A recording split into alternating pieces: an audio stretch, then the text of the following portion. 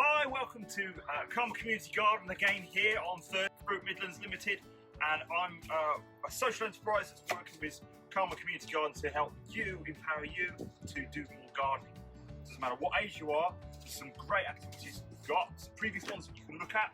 If you go to their Facebook page and look at the YouTube links, you can watch previous videos and other videos that they've done.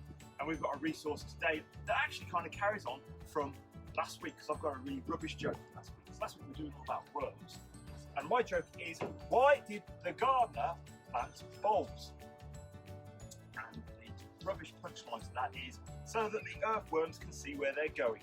Obviously, as we know, if you remember from last week, worms are stimulated by light, but they can't really see like we can. So that joke doesn't really work. But it brings us on to this week, which is what we're going to be talking about, bulbs, or modified roots is another way of talking about them. And believe it or not, you probably have all eaten a bulb.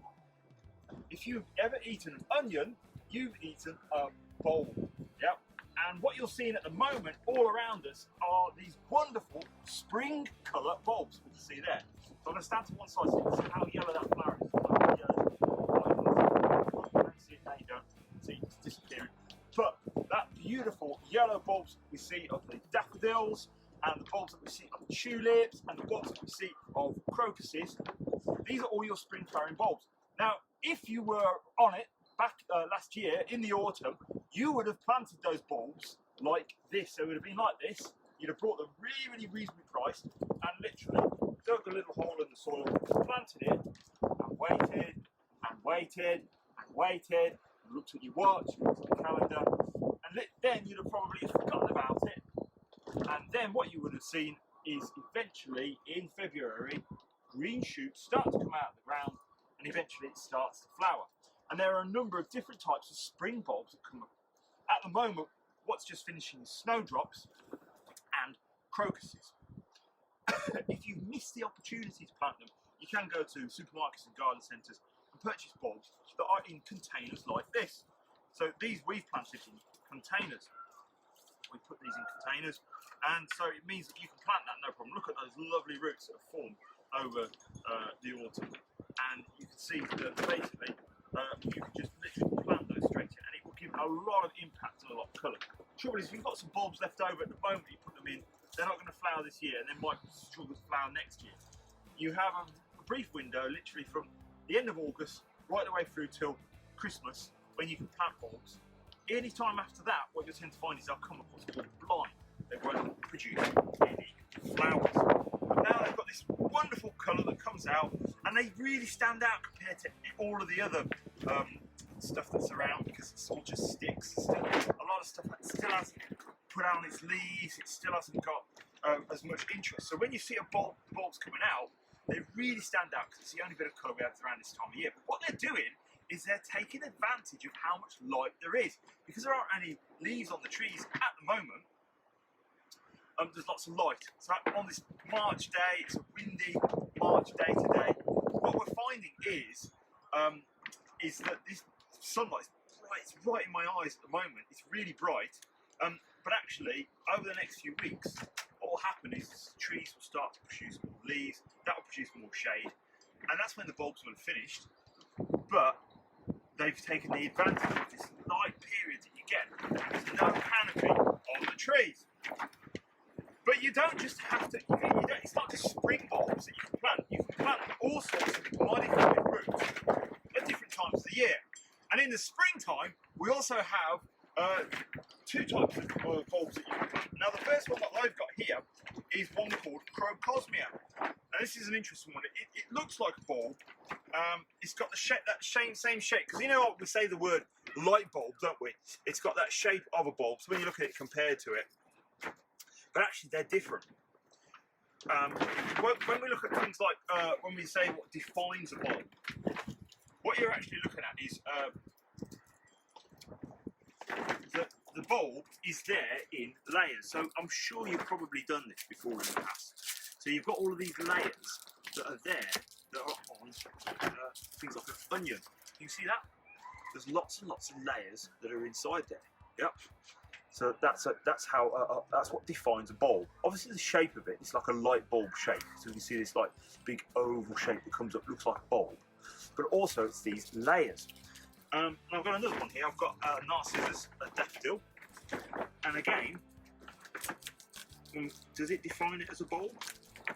So I can get my knife in there. And as we cut it open, now obviously if you're going to cut bulbs open, make sure you've got an adult that's supervising you, especially if you're using a knife. There you can see it's got all of those wonderful layers.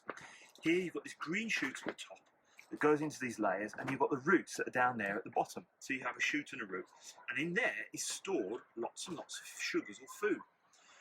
So it's a modified root that has food that's stored in it. And basically what these bulbs are doing is they're taking in sunlight in this very light period of time during March when there's not much leaves on the trees. They're really taking advantage of that, and they're storing it up for next year, because what bulbs are doing is they're avoiding times of the year that they don't like. So for example, if we don't like the winter, the great thing about a bulb is it can hide underneath the ground and it misses all of that horrible weather. And also with a lot of these bulbs, the types of places that they come from, they're avoiding the summer. And the summer is just as bad as the winter because it's dry. There's no moisture, there's no water. So why be around at that time? The bulb literally hides underneath the ground, and then it takes advantage of the right temperatures, the right light levels. It comes up, produces its flowers, and it's done and dusted within probably 6 weeks. And so that's how bulbs work. And the great thing about a bulb is we can do that with it, and we can do that. And that's really why a lot of bulbs have ended up within this country. And it's basically down to something called the Silk Route. Okay? And that was a road that it goes all the way through Europe, through the Middle East, all the way, eventually over to India and to China. And it's basically, it's a road that people travel along. And they brought things like silk, and they brought things like spices along. And it's how plants travelled around the then known world. So we're talking back to pre-Roman times, yeah. And it's how really it was the Romans that brought the daffodils into Great Britain. If you've ever cut a daffodil open, it's quite moist.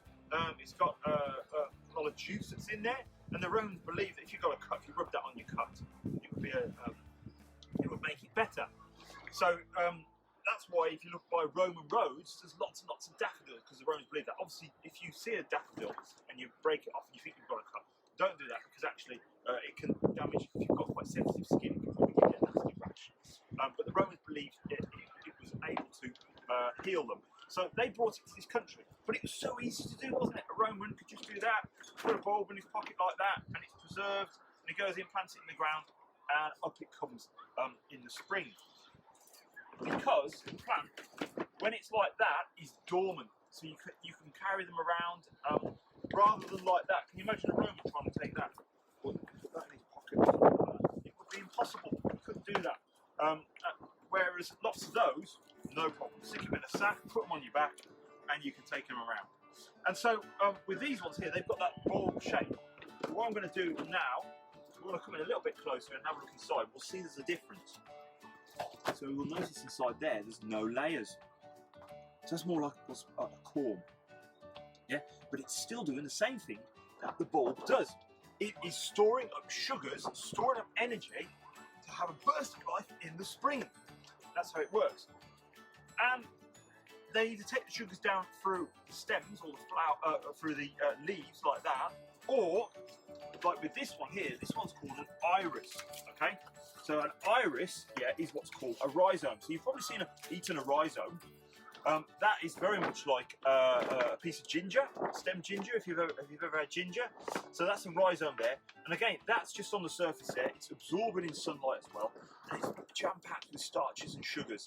It's storing up its food for another time. And I've broken that off there. And you think, oh, John, what did you just do that for? That was silly. But what we've done there is a form of vegetative propagation. So vegetative propagation would be like this. If I could take a piece of my body, let's say I've got my finger there like that, and I pull it off. If I then took that and planted it in the soil, and I grew another me, that would be vegetative propagation. Okay? Now, we're not going to do that with humans, because they've tried it in sort of different ways, and it's more done in a laboratory. and more so with highly skilled people. If you chop my finger off and plant it in the soil, chances are I'll probably pass out, and there'll be lots of blood everywhere, and screaming as well. We'd have to call an ambulance, and we'd probably have to put my finger in something twice, and then we'd try and sew it back on again. But you definitely wouldn't get a new me from that finger. But with plants, as long as, like with this one here, so plants that have got a food store root, these are called herbaceous perennials. As long as you've got roots and shoots, yeah, you can plant them again, and they should come back to life. It's one of the easiest ways to propagate a plant. So with this one here, what I'm going to do is get a bit of compost. I'm going to put it back in a pot, like so, and you can plant it like that. Or, if you didn't want to do that, go out to your garden that's got a blank patch, dig a hole, put it in the hole, plant it, keep it watered, yeah, look after it, and you've literally doubled your money. It's one of the easiest ways to do propagation. And though I've said to you, you can go to the garden centre or to a supermarket or a hardware store. Very often they'll sell bulbs, particularly this time in garden centres. They have what's called summer flowering bulbs that are in. And these ones are called Procosmia. Now you can just go and buy these. They're really cheap. It's a very cheap way to do that. So for example, let's say you brought, I don't know, 10 of these. It would probably cost you about £3. Whereas if you brought one of these, just one, that would probably cost you about £8, and you probably only got about 2 bulbs in it because it's in a container. But remember what I said, it's about that whole thing about being able to transport it. So you can then bring these bulbs home, and you can have gladioli, cosmia, alliums. They're all great cheap ways of providing colour year after year after year in your garden. And so cosmia, literally you can just take it, put a hole in the ground, push it in, pat it over, don't even have to water it. And the thing about cosmia, it's one of the easiest ways to grow. In fact, some people say it's so easy, it's just like a weed. And so what I say with cosmia, or Montbretia is the old-fashioned name for it, with Montbretia or cosmia, if you've got a dry, shady area you don't know what to plant, this is the plant for it. So let's say you've got like a conifer hedge, you don't know what to put there, this is the plant that you put in there. And it flowers through sort of mid to late summer. Really easy plant to grow. And if you grow it in a container or grow it in the ground, maybe in a couple of years' time, what you could do is look at the roots, yeah, and we can see this one's been here for, and you can actually divide it up. So I think I found the parent, so that's the original Cosmia parent that was put in. But you'll see it's got lots of little babies, or propagules. Yeah. You can take that, plant that somewhere else. You can take that, plant that somewhere else. Or you can put it in a pot, and you can sell it at your school fete, you know, at the open day, or at your community garden day, and make some money out of it, or share it with a friend and do swaps. So they might have something that you haven't got. But you can see that you've got all of these plants that are there, just by leaving them in a pot or leaving them in the ground. You can lift them up and divide them, and basically you will need more plants you've propagated them, as long as you have got the shoot and the root. Yeah, and that's what these have. These have shoots. So really, if that, for example, there costs £4.50, if we were then going to take those and put them into each little pot, you could sell those then for about £1.50. Look how much money you're making for your school or for your community garden, yeah, or that you're able to swap. Just look at that. There's hundreds of them. Look at them. All the way along there. All of that colour ready to come up. All of that food stored within there. So that's about really what ornamental plants. So plants that have lovely colours, lovely flowers that come on at different times of the year. So iris is the same. Iris is the same as that. And you can go in and buy just bits of that plant that are just like that.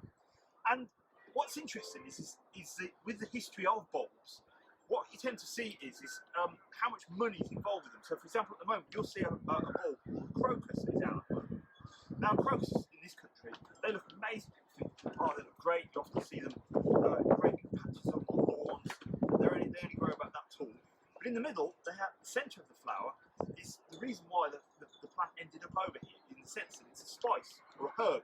And the centre of the crocus is turned into a spice called saffron. And saffron is worth more in its weight than what gold is. So you can see why people will bring in back some of these different sort of plants and things that they'd see. So you'd see a traveller that would go along a road. I mean, you've got to remember, they hadn't got a car, they weren't coming on a plane. They were travelling either by foot or by horse or by mule. And so, let's say you might see something like a tulip. You dig it up, you put it in your pocket, and you come back. And the tulip was really interesting, is that bulb ended up in Holland. And at one point, someone managed to crossbreed it and come up with an amazing tulip that people were prepared to pay like millions, the equivalent of millions of pounds for. I think it was like about £8.5 million just for one bulb. Yeah, and it was like the first financial bubble. People were like, wow, I'm gonna have that tulip. That's amazing. I paid millions of pounds for it. And loads of people brought up tulips. And the next year they bred them all, ready to sell. And nobody turned up to buy them. Nobody wanted to buy them. There was no customers. They didn't understand where they got them. I spent like £8 million on, you know, £8 million on these tulips. Nobody's here to buy them. But it was something called, it was a bit like what we've got now, a global pandemic. There was something called the Black Plague that had come across, and it was killing lots of people. So that burst that bubble. But you can see how something like the tulip has an amazing history behind it. And the great thing is, with what I've looked out for, particularly with this bulb, with this tulip here, is we've got two shoots that are on there. And we've also got part of a root that's there. So with this one here, what I've decided is, if I can get my knife, and again, be careful, if I can get my knife and just cut a section of that root off there, like so, I've got another bulb I can plant. So that one's worth 7.5 million, and that one's worth 7.5 million, which means that next year I'll have 15 million pounds. If that was in sort of Black Plague times, maybe. But for next year, I know I can spread the wonderful colour that you get of tulips around the garden cheaply and in a really fun way. Growing plants, propagating them, is lots and lots and lots of fun. Yeah, once you start doing it, you get addicted to it, and you just can't stop. It's really great because you're producing something again and again and again. There's something so creative about it, and I really recommend that you have a go at doing that. So the other thing that I wanted to talk about was that you don't just have to do plants that flower. You can do plants that provide food, and a cheap and easy way of growing, say for example, onions, is to do onion sets. So you can buy an onion set, bag of onion sets. We're selling them at Oakley Nursery, Manchester Road, Streatley, B742HH. We've got these in place, and also we've got seed potatoes. So you can buy them like that. Now, a lot of people tend to sort of just take a great big potato like that and put it in the ground. What you've got to bear in mind is that a normal potato that you buy from the supermarket might be treated so it doesn't produce shoots. Whereas seed potatoes are there, they're going to produce lots and lots of shoots, and then they'll spread and produce more potatoes. And with your onion sets, you'll have nice, great big onions ready for the autumn by planting them in sets. And March is a great time of the year to do that. If you've prepared your ground and dug it over, what's happening at the moment is wind's blowing and it's drying the soil out, and that's a great time then to plant seeds because you can get the tilth just right and you can put them in. So March winds are there, drying it all out, which means that basically if you get an area in your garden ready, break it out, particularly as we've had all that rain, and now wind's blowing, we can hear it blowing, and literally all you're going to do is plant, put your onion sets in, ideally like that, plant them like that, put them in nice neat rows, and then you'll get nice bigger onions for next year. Or if you want to get them going inside a bit, so your onion sets look a bit smaller, just get some pots and put them in a pot like that. keep it on your windowsill, let it get bigger, and get a head start with your onions to get it larger and larger and larger and bigger, and then eventually plant it outside. You know, once you start to see a few roots coming out the bottom, take it outside, put it outside, and then let nature do the rest, and just water it every now and again. Again, with these spuds, you can either plant spuds either straight into the ground using the seed potatoes, or if you've got a very large pop-up container, you can literally plant the potatoes right down low. So dig deep and deep and deep and deep and deep and deep. And actually just put a little bit of a cover over the top. And as soon as you see a shoot coming out like that, put some more compost on. And then the shoot goes a bit more, put some more compost on. And all the time you're doing it, until eventually this whole bucket will eventually be filled with lots and lots of spuds that are inside there. Because these aren't bulbs that spuds are producing, they're what are called tubers. Now that's not a musical instrument. Tubers are again full of starch, full of potato, sugars like a potato, and they won't be there in layers. So like we saw with the onions, like the bulbs, they're storing energy in their roots to produce starch we like to eat. It's a staple part of our diet now. And what's interesting about potatoes is how toxic they are. It's one of those toxic plants, related to the group of the most toxic plants. And it took years, it took the Incas years and years and years to keep trying them until they weren't feeling so bad after they eat them, to get something to this point whereby it's the least toxic. So that's the story of potatoes. And again, somebody went over to South America. Instead of having to bring a plant back like that, it was really convenient. They could put it there, they could put it in the pocket, they could put it in a bag, they could bring it back over on a boat. And it was a really convenient way. And that's why that food has travelled around the world. Because when it's stored up and can be repropagated in something like as simple as that, it's going to travel around the world. Someone's going to find a market for it, it's going to go around. And if you want other tubers, we've got some dahlias here.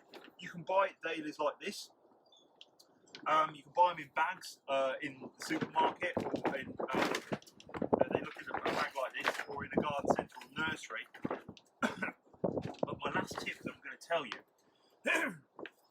is that, like anything, if you're going to cook a potato, what you do is you think, well, is that a good potato or is that a bad potato? So if you're going to plant a bulb, if you're going to eat an onion, what's the surefire test to know whether you can plant it or not? And the key is have a feel of it to see whether it is firm, yeah?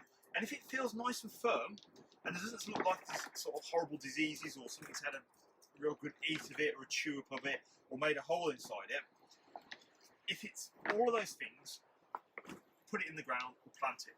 If not, don't bother with it. So when you go into the garden centre to purchase it, make sure you have a feel before you buy the goods. Yeah. Now this one here, I've noticed we've got some problems. Look at that, it's all soft and gooey. You can see all this stuff that's growing on there. Oh, look at that, it's all, I've got that all over my hands now. That's not, I can even smell it, smells rotten. So I wouldn't bother with this. I'd say, no, somebody else can buy that, that's their problem. Whereas if I went along and I went down the feel of them all, and they're feeling nice and firm and strong, you know those are the ones that you should be buying.